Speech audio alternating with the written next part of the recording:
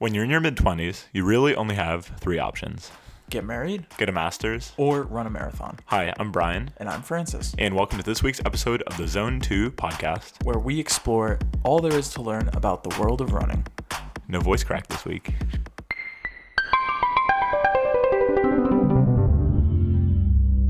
Francis, welcome back from Washington, D.C. Thank you. Yes, I was in our nation's capital to meet up with some of my college buddies, and spent the weekend there. It was really fun. Sounds like a lovely weekend away. Sounds like it also could have been a little disruptive, perhaps, to your marathon training. Tell me about your week. Absolutely. As I've said before, traveling is probably one of the worst things you can do for marathon training. Obviously, was really excited to see everyone, but definitely a lighter week in terms of the training just because of all that traveling. So Tuesday, had a speed workout. Wednesday, did a run with a friend here in Boston. Thursday, did another easy 6 miles. And then Saturday, when I was in DC, flew in Friday night. So didn't have a lot of time between work and then getting to the airport to actually get my run in. And then was out pretty late Friday night and then woke up early on Saturday and decided to do 6 miles just down to the National Mall around the Washington Monument and then run back. But actually, Tuesday was probably one of the best workouts of my training block so far. It was a 2 mile warm up with 3 miles at tempo and then progressively getting faster with 2 minutes on and then 2 minutes of rest. That sounds like a lot of work. It does sound like a lot of work, but I will say the miles go by pretty fast, especially if you're doing 2 miles warm up and then you're doing a 3 mile tempo. And honestly, the 3 mile tempo felt really good. It wasn't quite the splits that I was hoping for. I think I was aiming for around 6:55 for that 3 miles. And I ended up hitting it almost at 7 minutes exactly, but it felt really good and it felt really smooth. I didn't feel like I was pushing myself beyond my limit. I didn't feel, whenever I start to go beyond, I guess, like my threshold pace to the point where I'm going to start to develop fatigue really quickly, my hands start to tingle in a really weird way, and then they start to go like a little bit numb. And I felt like the beginning onset of that, but then I was able to like get the pace under control and it went away. So it was like, I thought it was a very well executed workout. And having a workout feel that way, especially at this point in your training cycle, I feel like it's just so good for your confidence to be able to kind of hit your splits and, I don't know, just execute it, get it done. Yeah, no, I think it was definitely a testament to, everything that I'm doing. Definitely saw the progress. But yeah, how was your week of training? Francis, thanks for asking. I had a great week. I had a 44-mile week. On Tuesday, I did a tempo workout at the MIT track. Of course, by the MIT track, I mean I did a 2.5-mile warm-up to the track. I got to the track. I did some stretching. I did some strides. Ready to go. First lap into my mile of tempo, and one of the MIT coaches flags me down and tells me that they're closing the track and kicks me off. How rude. I was a little bummed about it, but What were they practicing? I would assume track. Yeah. But it could have been anything. But anyway, so I went off the track and I just did my workout running blocks around that big area around MIT, which is fine. I ran in the bike lane. I saw Rachel out there walking home from class. Shout out. I didn't stop because I was in the middle of one of my fast splits, but I did the 2.5-mile warm up. I did a 1 mile at tempo. I was shooting for a 6:45 and I hit it. And then I did a minute and a half easy and then 3 800s at my 10K pace, aiming for about a 6:30, which I think is a little fast, maybe a little dishonest to what my 10K pace is, but training's for pushing yourself. That was a really good workout. And I did that twice. Wow, you were really cooking. Did that have anything to do with potentially the prospect of a little retail therapy and a little purchase at the end of the week? Ooh, so glad you asked about that, Francis. You're talking to the newest owner of a pair of carbon-plated Nike shoes. The newest owner? You're telling me no one's bought carbon-plated shoes since Friday? Yeah, I think when people heard that I had bought them, they kind of tried to distance themselves. Yeah, fair enough. But I bought the Nike Zoom Fly. I tried on a few pairs. I have spoken on the pod before. I'm a bit of a brand loyalist to New Balance. I went into Heartbreak expecting to walk out of there with a pair of SC trainers. I know a couple people who swear by them. I took them for a little spin, and they honestly didn't feel for me, but I was super impressed with the Zoom Fly. I could not wait to get out of the store and go for a little run in them, so I did a quick lap of the river, and I'm super stoked to do my next long run in them and get a little more miles in. Wow, that's super interesting. So you went into a Nike Forward running shop as a New Balance customer, and you left with, shockingly, Nike shoes. I was indoctrinated. It's almost like that they wanted you to buy those in the first place. And they felt the best for me. Nice. We don't need to have that part. Yeah, I think we should. Call them out. Anyway, and then I just did a 14-mile long run yesterday. I did 10 miles easy and then 3 miles at my marathon goal of a 7:15. I pushed the pace a little bit, and my friend Grace, shout out, biked alongside me, and the app was so good, the miles just slipped away. I forgot I was running. I feel like, so I haven't had someone run, or I haven't had someone bike with me while I've been training. And I feel like that's the next step to feeling like a legit runner, is having like a pacer on a bike. Because I feel like that's what all pros do. That's the thing, though, is Grace wasn't even really pacing me. She was genuinely just there for company, so I wasn't doing a 2-hour long run by myself. And she also brought some candy, so we had some candy. She had a water bottle for me, so obviously the water fountains aren't on yet. So kind of having just a refuel person and a buddy there to yap, and it made it great. That's critical. I feel like that's, yeah. It was essential. Anyway, so I think a common theme of our podcast so far has been the running community here in Boston and the importance of getting out with others. I talk about Grace getting out on her bike with me when I'm going for a run. I think that this community can come in many different forms. It can look like inviting a friend out for some easy miles. You could talk about joining in a group run, or you can talk about participating in an organized run club. Boston is home to so many run clubs that are focused on just getting people outside and running. And a community favorite of Boston and Southie locals is the Castle Island Track Club.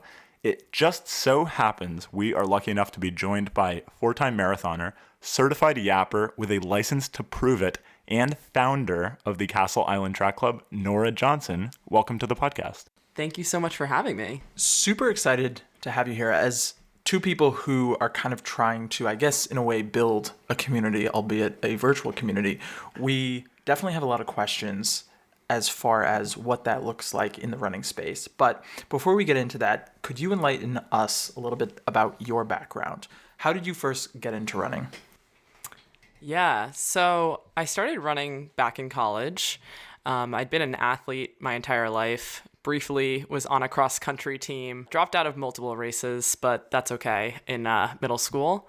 And then my freshman year of college, I lived with 2 girls who were my random roommates, and I watched them complete a half marathon my freshman year, the Bedford half marathon, if anyone's familiar with it, or New Bedford, that's what it is. And I got so emotional watching it that I was like, I can't wait to participate in something like this, and I would love to move up from my 1 mile a day to maybe a half marathon for the future. So that really set up the success for my running career. By the time I got to the end of my sophomore year, I ran my first half marathon, the Newport half marathon. And by the time I became a senior, I ran my first marathon. And it really just flowed into my life up here in Boston. And now I've since run 4 marathons. Incredible. So your first marathon was Newport in 2019, is that correct? Yep. So I just so happen to be running Newport in 2025 this coming year. Can you tell us a little bit about what Newport was like coming from the half to the full?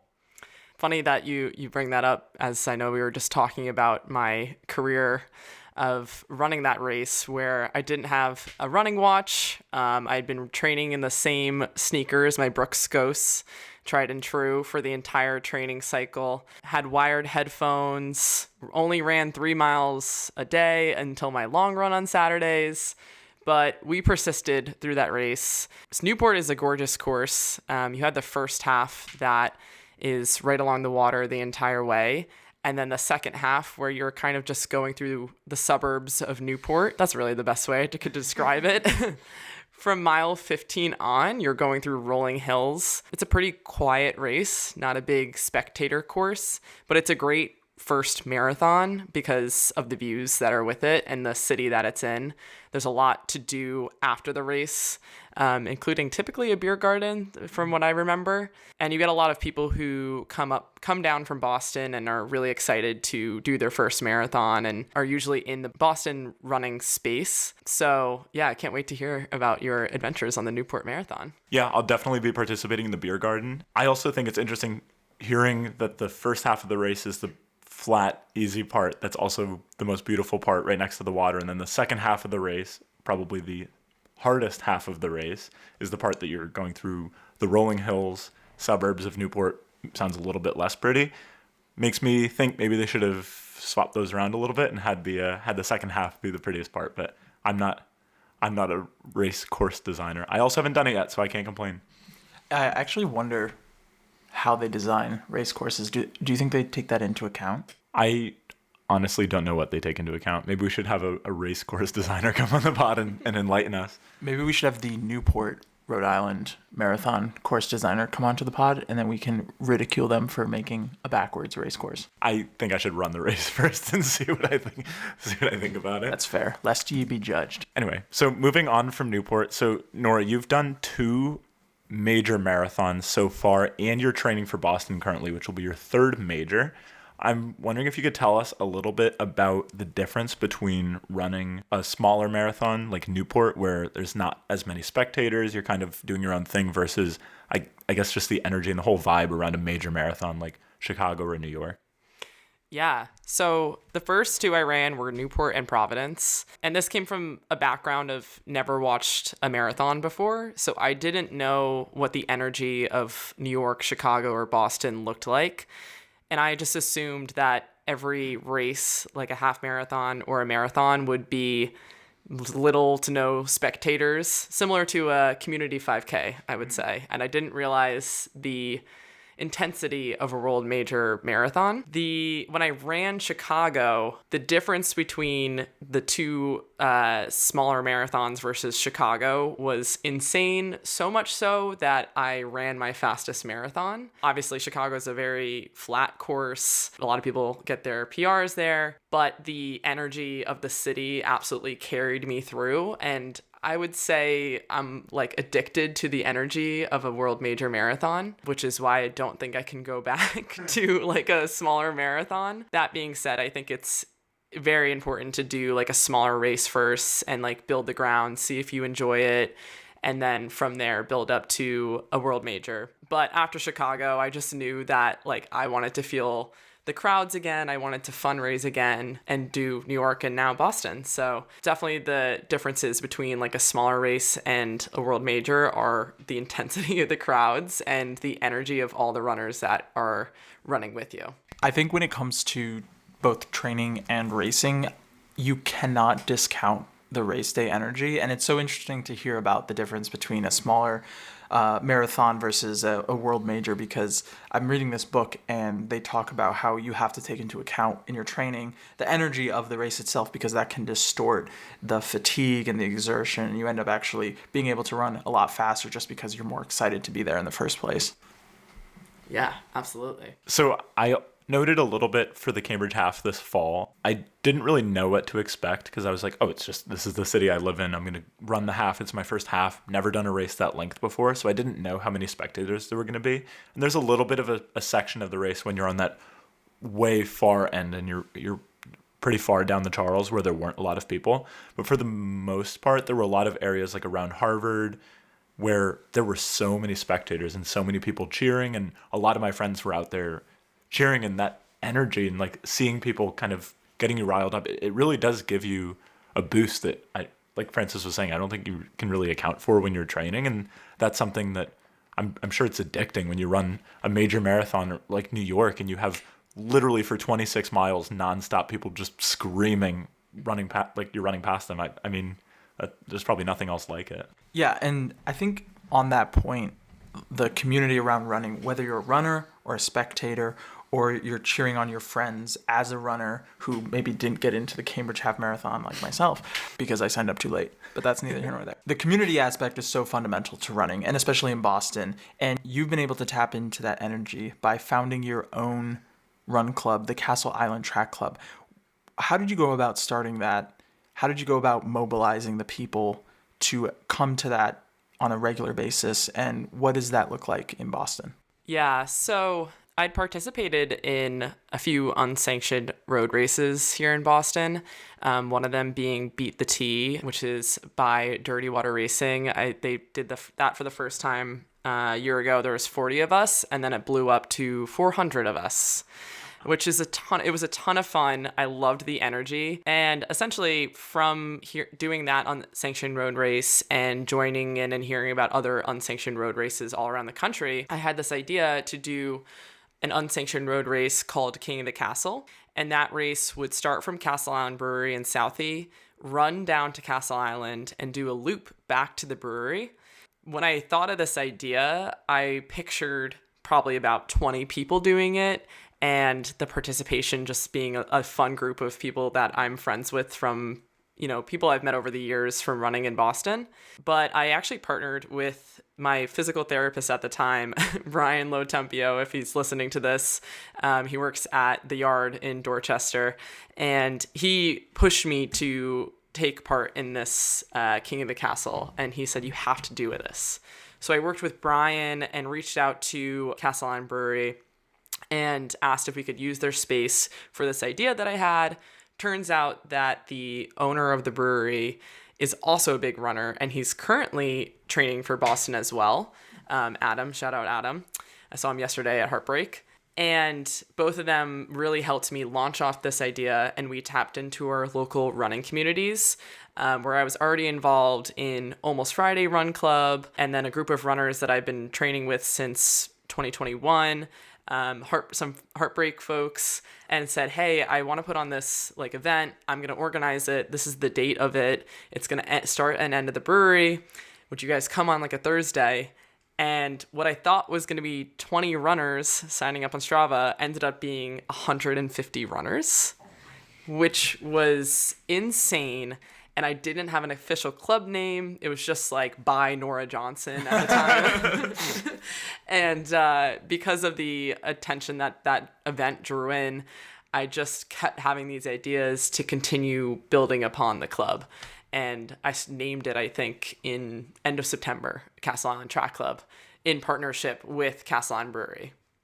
And it's blown up. I mean, on Strava, you have hundreds of followers now, and these organized events that you run, hundreds of people go to participate. It's really incredible, and it's cool how quickly something like that can blow up, and how good a job, I guess, you've done just engaging and tapping into that community. The unsanctioned road races is something that's so cool too, and this is something I think Francis and I have spoken to each other about, is the prohibitive cost, I guess, of signing up for some of these races. Even the Cambridge Classics, I think, are so fun, but it's $70. Yeah, it's $70 to sign up, and yes, you get a T-shirt out of it. Yes, you don't have to worry about traffic, but it's hard, I think, to decide which race you want to spend the money on. But getting to have that race experience without needing to pay that race entry fee, and still making a really cool social event out of it too, where you're running to a brewery and you're partnering with a local organization. They're getting customers out of it. You're getting to go drink with your friends after. It's just all around. It's the best. Did you beat the T? Yes, of both years. The first year when it was 40 people, I think 10 of us beat the T. Almost blacked out at the end, but it's okay. We got up to the Park Street stop. And also the second year, the 400 runners, I still beat the T. But yeah, I had two friends that are in charge of organizing that unsanctioned road race, and it definitely inspired me to kick off Castle Island Track Club. What time is that this year? Francis wants to beat the T. Yeah, I would love to beat the T. I'm not sure. I think I can. It's usually in September. It's usually mid-September. Okay. So it actually ends up being around the day before my birthday, and I'm yeah, may as well run a race on my birthday. I don't want to be. I like the T. I don't know if I want to beat the T. I feel like the T's got to have a win. No, but it's the green line. That's different. I'm not a green line guy. That's true. What happens if the T derails while you're running against it? Does the race end, or do you just assume everyone wins? I think the T gets disqualified. Nora, are you going to say something? have nothing to say. I think if the tea gets derailed, then we're all winners. There we Except go. the people who were on it. Oh, and the MBTA because they have to fix it. Yeah, Phil Eng, if you're... We know he's not listening. He could be. He could be. Phil Eng, if you're listening, you lose if the tea gets derailed. So, Nora, something that Francis and I have discussed, and this is in a good way, but how saturated I think the Boston running community is with different run clubs. I think figured out, we were looking at when all these different run clubs, when you talk about like Francis runs with Brighton Bangers, we talk about the run clubs that go through the stores or then these informal clubs or groups. I think you could go and run with a different run club every single day. So I'm curious if you could tell us a little bit about how you found a niche with Castle Island, or if you were looking for a niche, or if this kind of just came to be. Yeah. So I do tend to participate in a run club almost every day. I do Lone Rider Ranch run clubs on Tuesdays. And then I do Almost Friday Run Club on Thursday mornings. And then I do Heartbreak typically on Saturdays. So I think that what I was looking for in a specific niche with Castle Island Track Club was event-based rather than having a daily schedule. Or like a weekly schedule. And part of the reason was because I love going to the run clubs that I'm already in. And I didn't feel the need to kind of step on anybody's toes with run clubs and take their day. So with Castle Island Track Club, it came down to making it specifically event-based, having it typically once a month. This month, we've actually had 3 events in March. And then from there, like, I base the events based on the holidays that are happening or if there's any major events happening in the city of Boston. So, for instance, I had what we called the Great Guinness 5K right before St. Patrick's Day. And that really that was partnered with Lone Rider Ranch Run Club.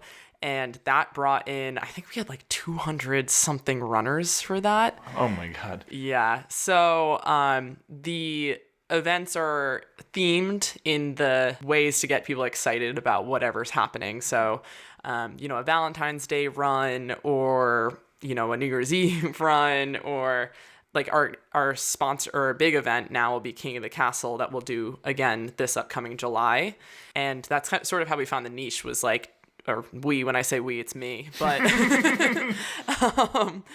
I was trying to focus on not doing a date or a weekly event or a weekly run club, but rather have like a once a month themed event. How do you come up with the different ideas for the events? Like King of the Castle, 1, great name, and 2... King of the Castle. Exactly. And I mean, like, do you find that they're usually just a race that then has like a specific like theme to it, or are there, I guess, mechanics to some of these runs that are involved as well? Like I know earlier we were talking about potentially a Easter egg hunt 5K or race or something.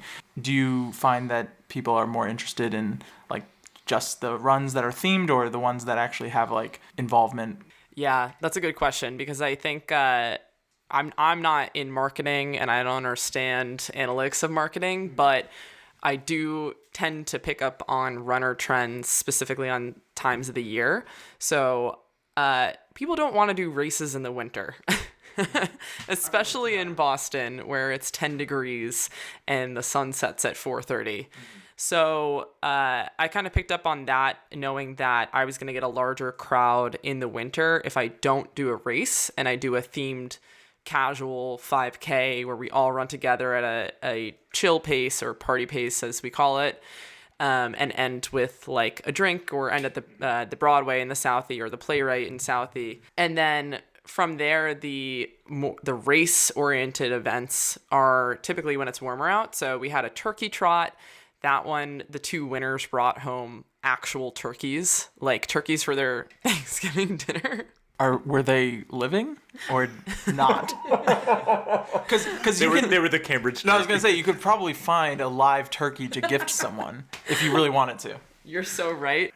It's interesting to hear about these events. I definitely feel that in winter where you go for your run. I'm not a treadmill guy. I feel like I have to do my runs outside, but I go and I do my run outside even if I'm going with people, and it is a race to get back inside as quickly as possible. So I think you're going to have a really hard time motivating people to go stand around outside somewhere waiting for a race to start or cool off after a race in the winter. But that's why you kind of have those events then where you do the race and then you get indoors to a warmed establishment and have yourself a brew. Seems like a perfect combination. Yeah, it's honestly the restaurant and bar scene in South Boston too has been so welcoming to the running community. So pretty much any restaurant or bar that I reach out to and suggest an event or like pitch an event is open to the idea. It's not like I'm necessarily profiting or anything like that. I have had the Broadway actually help me with raising money for my charity for Boston, which has been great. Same as Castle Island Brewery. They've helped us launch a merch collab where we have a sweatshirt for the run club, and a portion of the proceeds are going to that same charity, GoodSports. But it's crazy. Like, a lot of the restaurants and bars are like asking our Castle Island Track Club to come in and have an event and like bring in 200 people on like a Wednesday or a Thursday when they don't really have that many customers. So it's nice to come back and, no shower happy hour with some friends and have a good time. Do you find that the turnout is different when it's attached to an establishment like Castle Island Brewing? Definitely. I don't think I've actually done a run where there isn't an attachment to a bar and a restaurant now that I think about it. So we'll report back if I do one with neither involved. So Nora, when I asked you to come on the pod and you filled out our little podcast questionnaire, something you told me is that every time you go for a run, you bring a list of at least 5 topics to discuss with people on the run. And this is kind of steering into this idea of running being such a social activity that you go and you do with your friends, you do with people. Can you tell us a little bit about how you started doing that? The topics of discussion started because I saw this viral Twitter trend where this woman posts a picture of her dad's list of topics that he brings to the pub every single Friday to talk about with the guys that he either grew up with or hangs out with. And I was thinking about the runs that I go on with friends and how sometimes there's a moment of like no one's talking about anything, and then all of a sudden you're thinking about the run again. So basically I took that Twitter trend, I can't remember the user, and decided, okay, I'm going to come to every single run club with a list of at least 10 topics. And the way that I think about the topics is throughout the work week, I am either, scrolling on Twitter or I'm scrolling on Instagram or something like that, and an interesting topic will come up. So this past week, one of my topics was Scotty Scheffler's dinner menu for the Masters Champions dinner. And that was because I saw it on Twitter and I said, well, this would be a great topic to discuss with my friends. So what's going to be your appetizer? What's your first course, your main course, your dessert? And that's typically how those topics come to me. I will say that, at work, our meetings usually have like an icebreaker at the start. So I steal some people's icebreakers, but typically it's, through scrolling on Instagram, or if I'm just having a conversation with friends and we have, an interesting topic, and I just write in my notes app and pull it out during the runs. And the conversations can go on for multiple miles at a time or really quickly, and then I struggle to come up with more topics beyond that.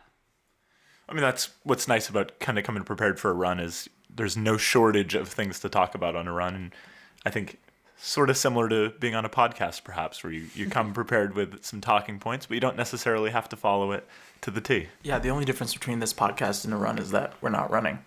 We could be. We could be. Infinite. Is that an episode? Do we just come up with an episode idea? Record while we're running.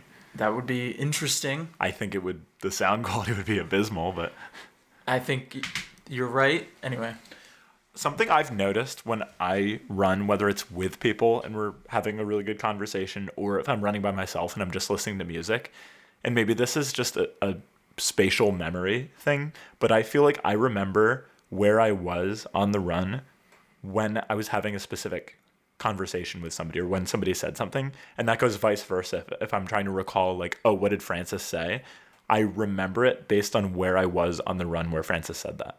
So I think it's interesting going into a run with like, this is what I want to talk about on the run. I feel like that makes it a little bit easier to register that run in your brain. Obviously, you can do that on Strava when you post on Strava, like, oh, these were the topics for today's run, but also having it in your brain of like, oh, this is what I talked about on this run. And that kind of helps you register in your brain just what was this run? Where did I go? What did I do? I don't know, from a memory standpoint. Yeah. And some people are I've gotten the question, do you come prepared with those topics to a first date? Which I will say that I tend to just maybe not be pretty naturally curious or borderline ADHD. So I come up with these topics pretty like naturally throughout like a conversation, but it's really fun to have them listed out because you get such an eclectic group of people running with you that everybody has such different opinions and ideas that you just learn so much about people throughout the run because of these topics that come with it. Yeah, actually, I think I might use that idea on my next long run with Brighton Bangers because You should. honestly, the only thing we talk about, and this is going to be really sad, is running on the run. And it's hard to not think about running when the only thing you're talking about while you're running is running. Well, that's the thing. That's like why I had to come up with it because I was like, I can't talk about what shoes I'm running in one more time. Seriously. Yeah, and you spend all this time talking about running when you're not running. It's like you're also going to talk about it while you are running. Like you have to be able to talk about other things. Oh yeah, first dates, women love me. That's all I talk about is running. Yeah, when he pulls out his index card full of running questions to ask. Like, oh yeah, you said dress nicely. That's why I'm wearing my $300 carbon plated Saucony Endorphin Elite V2s that came out in March, by the way. I remember seeing a thing on Instagram where it was like, oh, my girlfriend said, like, wear your nicest pair of clothes. And then you show up to the first date wearing your, like, full ski kit with your boots and everything. It's like, you said my most expensive suit. Like, this is $800 I've got on right now. This is Arc'teryx. This is nice stuff. Some people just don't appreciate it. They don't. Speaking of expensive clothes and expensive shoes and stuff, this is a running podcast, and we do like talking about running, and we do like talking about shoes. So what shoes are you wearing? I will preface that I do talk about running in a majority of my everyday life, so it's easy to fall into that trap. But yeah, on the everyday, I actually switched to Asics over this past summer to what am I running in? The Asics. You said Nova Blast 5s? Yep, that's exactly. Wait, why do I know that? I asked you the question. Sorry. Yes. So. Sorry. Absolutely, that's staying in. Yep. So I run in the Asics Nova Blast 5s. They've been awesome. So kind to my feet, I will say.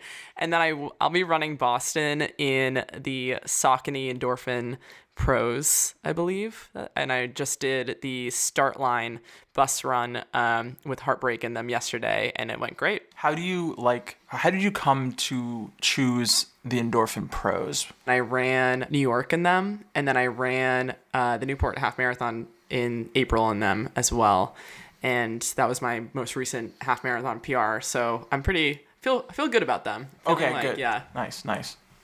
Those are on my list. Francis is very pro Saucony. He talks about it probably on every episode. That's not an exaggeration. It wouldn't be untrue to say that.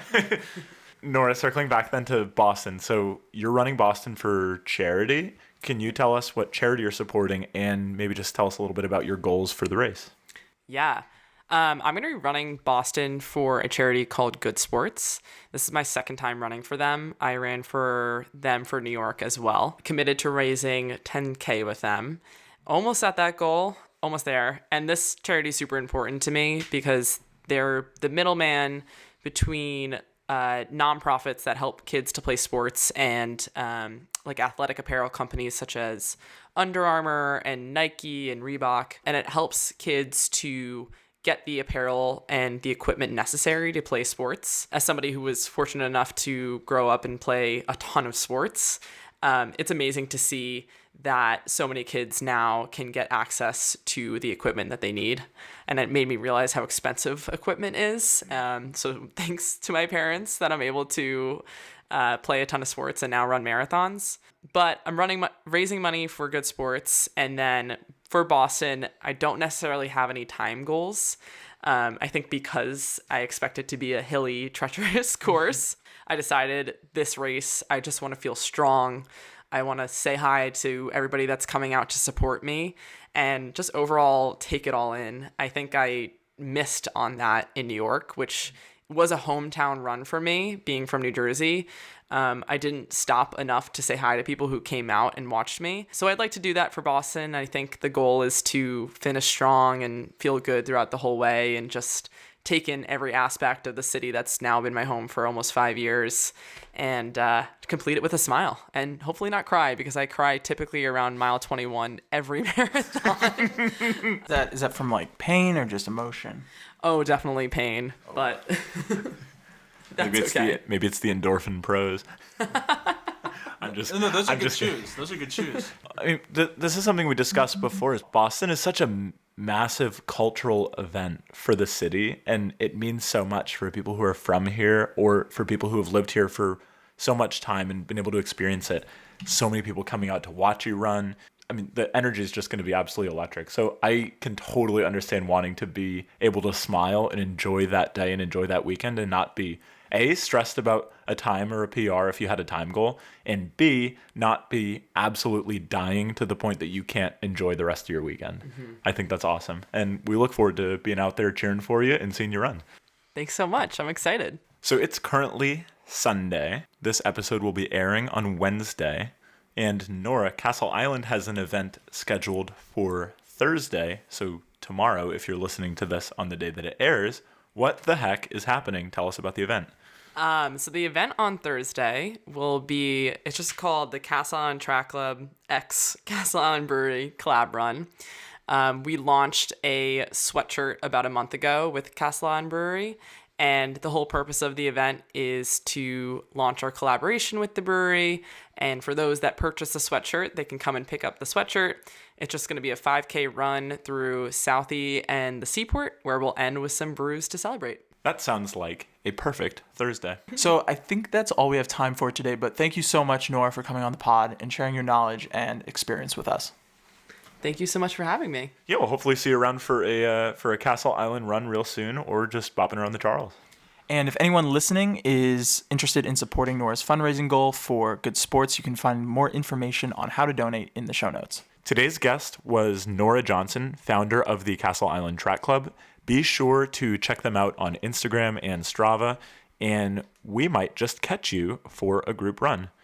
Next week, we're going to return with Lily Toussaint. I hope I didn't butcher your last name, who is another Nike ambassador and a nutrition student who's going to be joining us to discuss running and nutrition and all things related to that. But before we go, Francis, you told me you have a fun fact. I do have a fun fact. So the earliest recorded case of a man giving up smoking was on April 5th, 1679, when Johan Katsu, sheriff of Turku, Finland, wrote in his diary, "I quit smoking tobacco." He died 1 month later. Coincidence? I think not. It might have been the smoking. Or Big Tobacco silenced him in 1679. It was Marlboro. The Marlboro cowboy showed up at his front steps. Thank you all for listening to the Zone 2 podcast. Don't forget to subscribe and follow us on Instagram at the Zone 2 podcast. You can catch new episodes every Wednesday streaming on Spotify and Apple Podcasts.